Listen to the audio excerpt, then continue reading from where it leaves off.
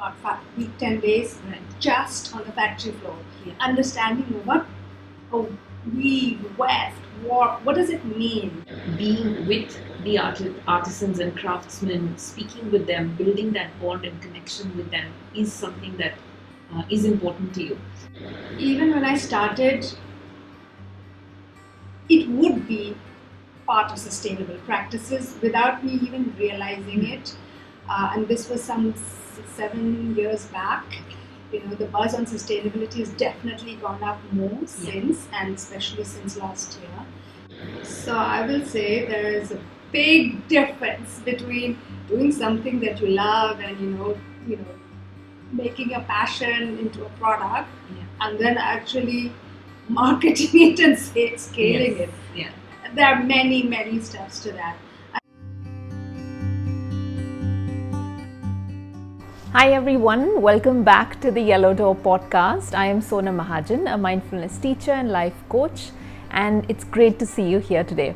Today I'm in conversation with Ayesha Kohli, who's a brand marketing consultant as well as a textile designer. She undertakes a range of communication projects with clients from consumer, healthcare and lifestyle industries. She also works with craft communities and small design studios in India and Nepal to create home and fashion products under her own brand Ayesha. I am delighted to be in conversation with Ayesha today because of her endeavor in building and supporting craft communities as well as supporting environmental friendly production practices. So let's get into the conversation with Ayesha, and I look forward to all of you joining us. Hi Ayesha, welcome to the Yellow Door podcast. It's fantastic to have you here. We've known each other for a few years now, and it's been incredible to see you do what you do with the Ayesha brand. And I'd love to understand more of how you're growing it, how you're taking it in the direction of sustainable fashion, and a lot more. So look forward to getting into that, and thank you so much for your time today. Thank you for having me on the Yellow Door Talks, and I have to return the compliment. I've been seeing you on social media and you're doing a great job. So yeah, let's start. What would you like to know? Awesome, thank you, and thank you for that. So I think let's begin with what inspired you to bring together two of your loves, storytelling and textiles. So I think I have to go back some 25 years, and I think the love for textiles and storytelling comes from my student days when I was doing economics and I was studying economic history, and there's a lot about the textile trade which has influenced politics over the years, the future, the fortune of nations. And so I really got into what textiles meant to societies at a very early age, right? I was fascinated by that. And on the other hand, having grown up in India, we have access to fabulous textiles. Right. And we've, also grown up as kids making stuff. Our parents would get clothes made for us for festivals. If you wanted curtains made, they'd be made. If you wanted a print made, it would be done. So it was accessible. All of the crafts, all of the textiles were also accessible. And of course, I left India for work, and over the years, wherever I went, I carried that love of textiles. And so I just collected textiles from all over the world, and each of those had provenance and story, and I love that part of carrying culture and history with me, and bringing it back home. So let's say I was a textile collector, right, over the past few years, many years. And when I decided to start the Ayesha business, it was purely on the cashmere textile, and the cashmere was woven for me in Nepal, and I had also picked up graphic design skills on my own, and I wanted to tell stories through simple prints because I felt it made something more interesting, right? What is the thought process behind a print? And I thought if I can get a print onto just a simple piece of cashmere fabric, so it is a fine fabric, but there was no sizing issue, so I could just play with color and print. That is how it started. And when I went to look for places in Nepal who could supply to me, who could weave, who Right. understood my aesthetic.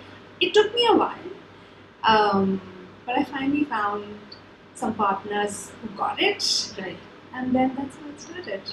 It's amazing. And so you've been based in Singapore and you've been managing this remotely and flying down. How's that? Yeah, so of course, when I first started, and I knew nothing about cashmere or textiles or any sort of textile production, I went to Nepal and I stayed there for about 10 days, Right. just on the factory floor, Yeah. understanding what a weave, weft, what does it mean? Yeah. What are the different counts of cashmere? Where does it come from? Right? So I knew nothing. Yeah. So it was a big learning curve. Yeah. That was the product itself. Right. And then again, what kind of product to make? And people were like, in Singapore, you want to sell cashmere? Like, how, where's the market for it? I had decided I would stand for a niche product at that time. And of course, those were the days people were traveling and going to offices where the aircons are quite cold and going to movie halls where the aircons are, full blast. So the fabrics I developed were light cashmere for which could be worn in air-conditioned environments, airports, offices, or even at home when you have a aircon on, and light enough for a tropical nation like Singapore. So even if you are wearing something and just step out of a restaurant and go from the restaurant to your car, it's okay. It's not like a thick blanket. Correct. Funnily, I found a clientele who were happy to buy the cashmere. Of course, you can say, do they need yet another cashmere scarf or a shawl? No, nobody needs yet another cashmere shawl or scarf. But I think what was unique and the feedback I got was, one, I had taken a lot of time to understand the fabric weaving process and what would be suited for our climate. And people loved the stories of the prints. And they were authentically mine. Right. And they were unique because it came out of my imagination. Yeah. And so it seemed like a niche product with a story element worked. So that's interesting, when you talk about you came up with the stories, and I know that we've had these conversations that being with the artisans and craftsmen, speaking with them, building that bond and connection with them is something that is important to you. So tell me a little bit about how did the stories come about? What was that process like for you? So I have to say that initially the stories came totally from me. I mean, I was sitting and thinking of a story and thinking whatever it is. For example, if it's around simple chrysanthemum motif, right? I've always liked the chrysanthemum flower, so I would research, say, chrysanthemums. I would come upon stories. So my first chrysanthemum print, which remains a bestseller, was actually based on 17th century fabrics, which were part of Asia to Europe trade, right? And they were on belts, old belts, and they had small chrysanthemum motifs. And I just thought, okay, I mean, it's just that. It's just something, a simple motif, but it's 400, 300 years old. And I just went with that. So initially I started with very simple designs with very simple stories, just references. Over time, I built it up more layered. So my most recent story is on Zen gardens when I was traveling in Japan. And it's just the solitude of sitting in a Zen garden. How can I translate that on a piece of fabric, right? And so sometimes I do need help from other illustrators. I can do squiggle drawings, etc. And then I would need some illustrator to finesse it for me a little bit. So on the one hand, I have an artist I have a conversation with. Now, the next part is all of this is digital, like hand-drawn designs and digital designs. Then to translate it into craft form, right? That's where the conversation happens. So, for example, I would like blocks, wooden blocks made of these motifs in Jaipur. So I have to sit with my block. Well, these days I can't sit, but thanks to technology, we can talk a lot. So I call my block printer, who's a lovely gentleman, Mr. Santosh Kumar Dhanobia. He's a national award winner in India, 5 generations of block printing, and we will discuss what are the sizes of the blocks that can create a certain effect. Right. Sometimes, historically, block printing is a pattern. And sometimes I don't want a pattern. I don't want a repeat pattern. I want a random print where every cut of the fabric will have a different look. Got it. So even though the blocks are similar, the way it's printed is completely random. So that, for example, goes on to jackets. No one jacket will ever be the same. Right? Yeah. In that sense, the story continues everywhere, but everybody gets a unique jacket. That's when I do random prints. Otherwise, I do repeat prints, of course. Yeah. So the conversation then with the crafts studio is, what does it mean for them in terms of a working day? Because they are used to getting their artisans on a particular table for a particular time, and then repeat through a block. And it's very sort of, there's a method to it. When I break that working system and I said, no, we are actually going to almost create a piece of art using different placements. It's a much slower and longer process. Right. That is different from what they're used to. And that's where probably I bring in an element which is different for them, and they are happy to experiment with also. So I feel that conversation of even having a craftsperson who comes from a family which has done this for so long, when they're open to trying something different, along with what they're used to, it's just a combination. That's really what my creations about. In fact, the tagline I use on Instagram and on my brand messaging is, my designs are inspired by stories forgotten and familiar. Right? So I will always take something with a historical context, and I will try to make it familiar in a modern context. So that's my approach. Awesome. And let's get into the sustainability angle. I think this is something that you're in the pursuit of. How do you integrate some of these practices? And also talk to me about why this is important. Why did this? You were doing this storytelling with the product. How did this shift or kind of desire to take this in a sustainable direction come about for you? Actually, even when I started, it would be part of sustainable practices without me even realizing it. And this was some 7 years back. The buzz on sustainability has definitely gone up more since, and especially since last year. So one of the few things I decided, no matter which partner I worked with, I would always go and visit their premises first, right, to see how the production process worked. Right? And even before that, the choice of fabrics, I would always do natural. I take, cashmere is a natural fiber, or silk, or cotton, or jute, or linen.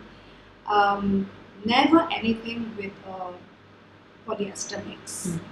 I wouldn't do that. So that was very clear. The minute you go into natural fibers, just the cost goes up. And cashmere itself, because it's a limited resource, it is a more expensive fiber. And as a newbie startup, I only had X amount of investment to do. So I had decided I would market my products as being part of a limited edition production, right? The fact is, I didn't want to go to mass production. I wanted people to appreciate the quality, the design, so I could also charge a certain premium price. But it also came with the notion that there weren't going to be too many of these around. So in that sense, it has a little bit of a set number of scarves and shawls which will be out there and then it's over. So it started with, and it remains, small batch production. That is to this day remains a basic ethos. Since we're dealing with prints, there's a lot of information you need to study on dyes. Okay. Right? The kind of dyes you use, whether it's natural dyes, whether it's, of course, I go for the azo-free, non-toxic dyes. That's one. And then when you're going into traditional methods of printing, there's a lot of usage of water. Correct. So what is the water recycling system that is used, right? So for me, I had to learn these things because I didn't know. And then I had to find people who had put in these process interventions to make sure that it was as clean as possible. And of course, there's a lot one can keep doing, right? But at least that was my endeavor. Right. I stayed away from any sort of plastic packaging. I always had cloth bags. My outer bags were always made with recycled paper, right? So in that sense, there were small little choices that I made. These choices are also a little expensive in terms of per unit cost. Yes. But I think that is part of the entire product experience and the values that I want each product to have. Apart from that, I also made a point of visiting, studios and small craft studios to see how people are treated, because to me that's very important. So, do they have, healthcare?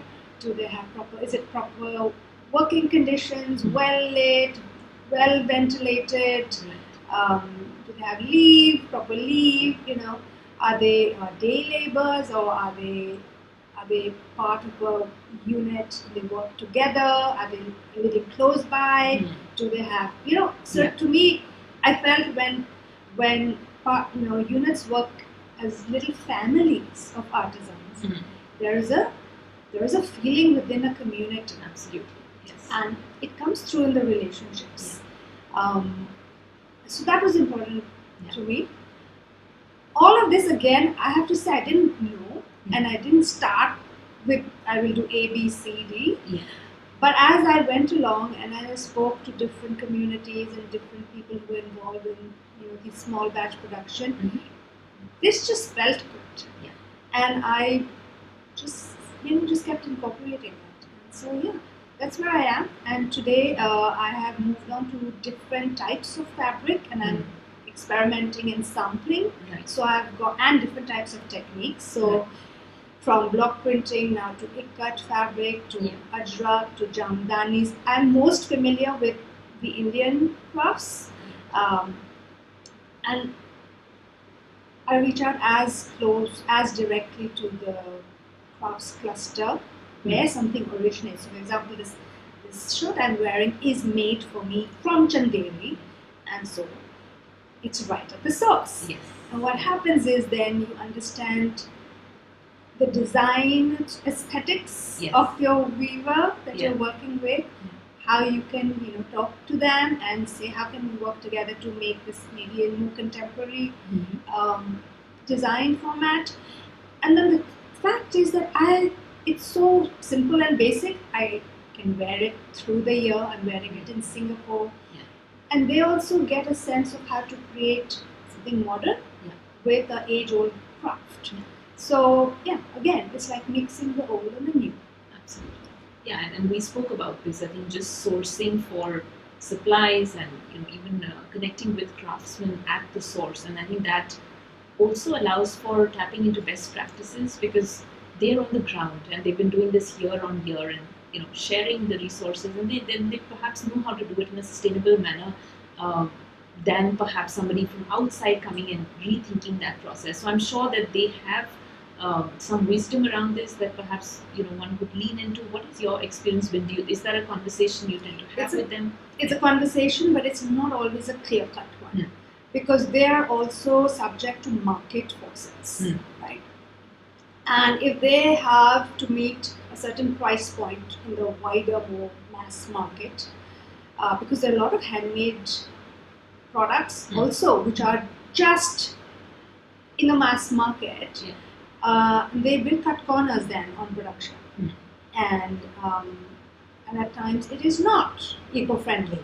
It is about, okay, I have work and employment to pay the artisans in my studio, but no, I could be using the cheapest dyes, for example, right? And then when I'm washing it off, it's just sinking into the soil, right? So the point is, unfortunately, they will also be subject to what other people want.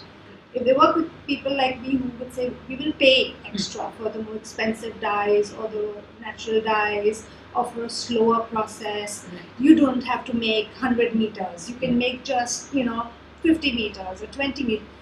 What it means is that everything slows down. And I'm willing to pay that price to them. So they get a fair price for that work. And I will be passing it on to my clients in the clothes I make, because it also comes with that provenance. So I think it's not an easy conversation, because a lot of craft studios and artisans are not set up. So it's really helping them to see, can you make this a little bit better, a little bit more planet friendly, I call it. And even then, there are still issues. For example, I could go right to the source for weaver on a handloom.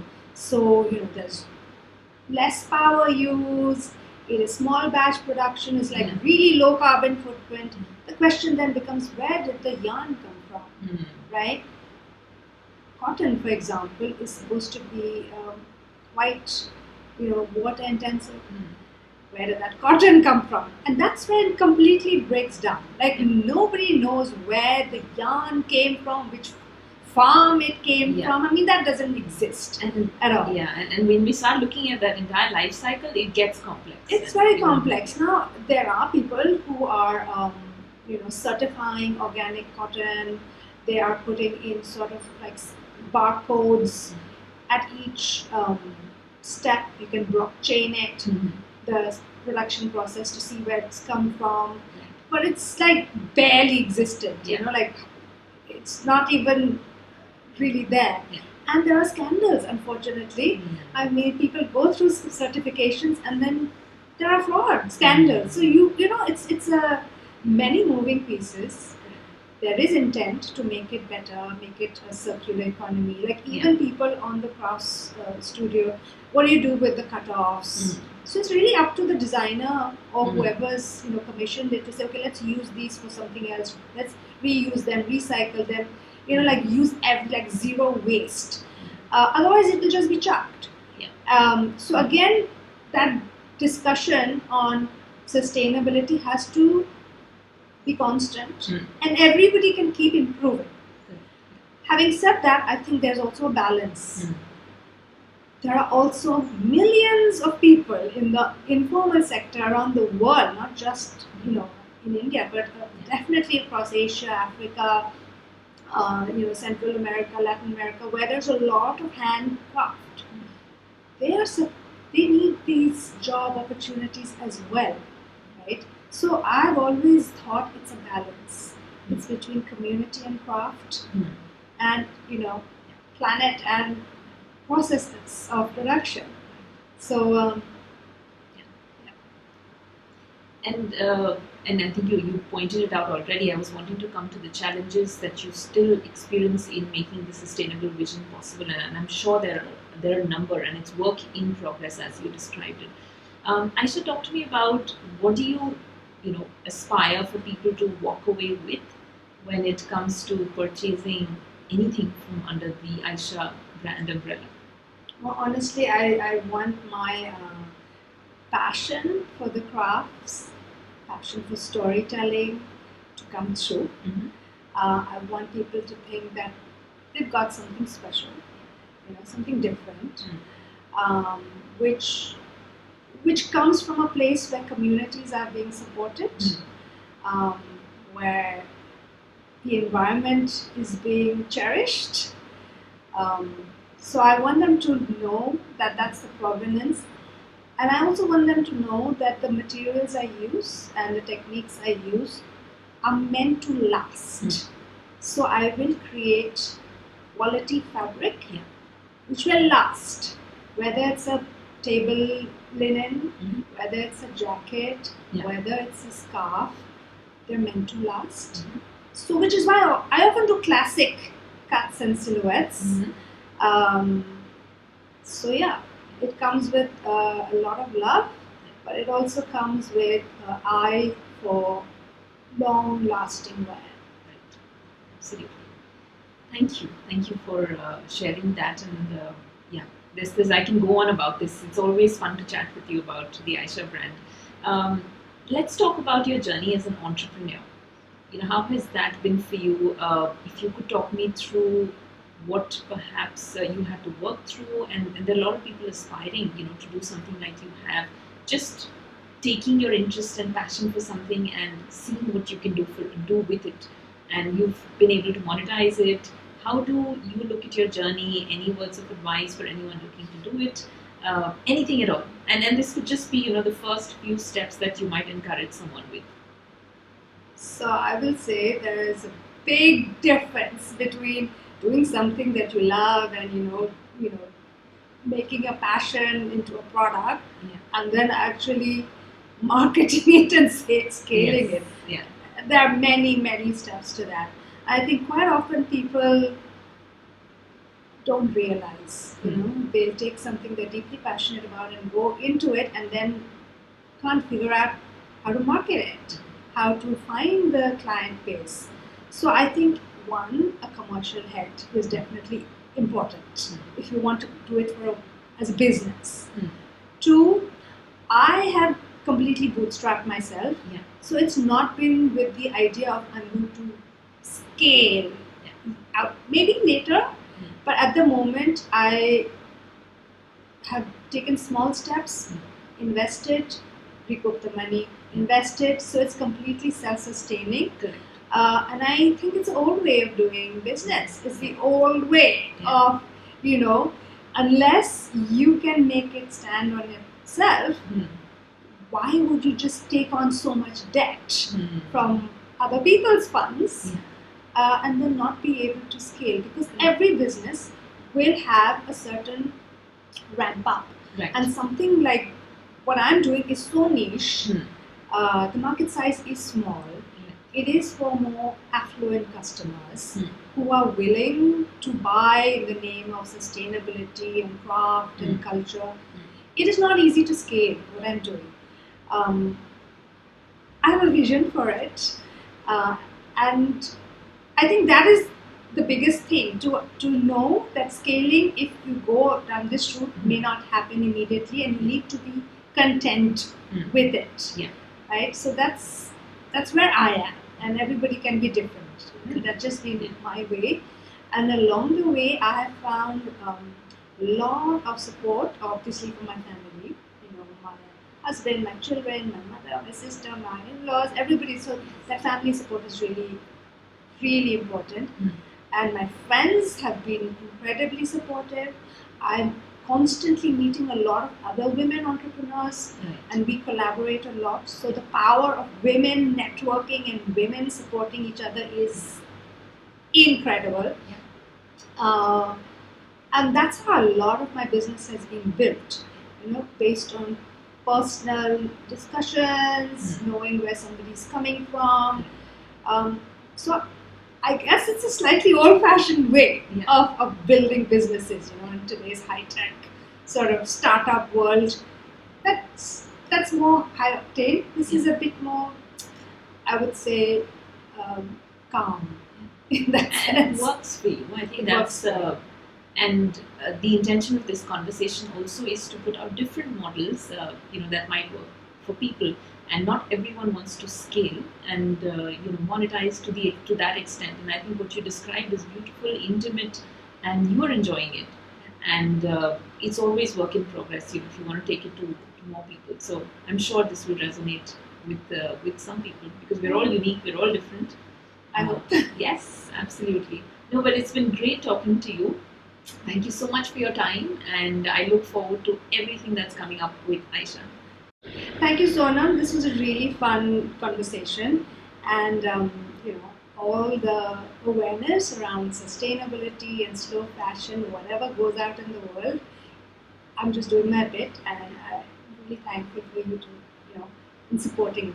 Absolutely. And could you share where people can connect with you or know more about the Ayesha brand? Of course, Okay. I'll link the handles and the social Okay. media Sure. stuff to it. But yeah, go ahead. Well, you can follow me on Instagram, Ayesha_Cashmere, and my website is ayeshacashmere.shop.com. Get on it, guys. All right, great. Thank you, Ayesha. Thank you.